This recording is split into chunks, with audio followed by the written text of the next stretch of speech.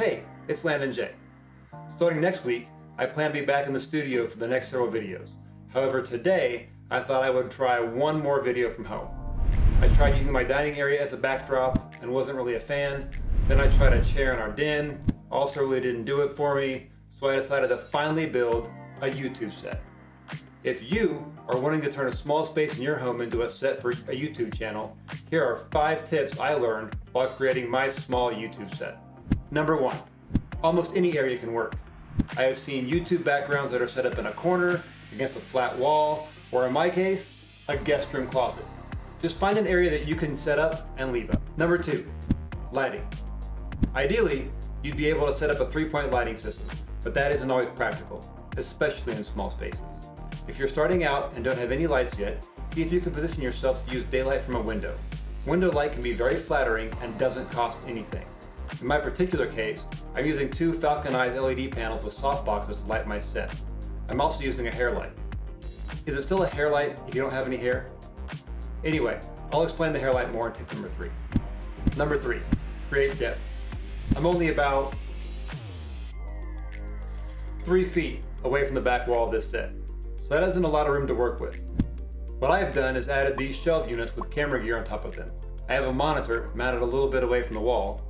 I've added some lighting, a practical light, and a couple of small plants. The use of light and color at different distances helps provide some depth in this shot. Now, back to the no hair light. I use a hair light to help separate the subject from the environment. This is especially important when there's not a lot of distance between the subject and the background. I don't always believe that shooting at a crazy shallow depth of field is the best choice for a shot. But when working in tight spaces, shooting as shallow as possible will also help pull you away from your background and give the illusion that there's a little more space between you and the background than there really is. Number 4, message and brand. Everything in your set should serve a purpose.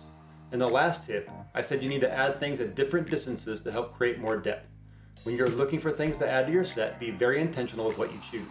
Your set should send a message, and everything in your set should support that message and be on brand with your channel. Take my set, for example. Almost all the things in my background have to do with audio and video. If I had a bunch of pots and pans and other cookware around instead, that would send a very confusing message to my audience that expects me to talk about audio and video. There are exceptions, of course. I have this little neon feature and this little soccer dish. It's actually an ashtray, but I don't smoke, so I use it to hold loose memory cards and other small things. And I have a couple of plant features. None of this stuff is directly related to audio and video, but they provide some color and a little interest to the shot, and that's okay. Just make sure these kinds of pieces are subtle and don't pull the viewer's attention away from you and your message. Number 5, sound. This one is last on my list, but probably the most important. I know I said this before, but I'm going to say it again. People will not watch videos with bad sound. You always have to think about sound when setting up any shot, and that rule especially applies when creating a YouTube background in a small space. Hard, flat surfaces are the enemy. If you have a dedicated room and can use sound panels, great. If you're like me and only have a small little area to use as a set, you probably don't have that kind of luxury. For my set, I'm using a comforter. I have some clamps to hang it up behind my lights and camera. This blanket helps absorb sound so it doesn't bounce back into my microphone. I always carry blankets to every shoot to help control sound, and they can be a real lifesaver. When it comes to your set, you just have to take a look at your situation and get a little creative. Let me know what you think of my set, and if there are any other tips that you have, down in the comments below. And as always, thanks for watching.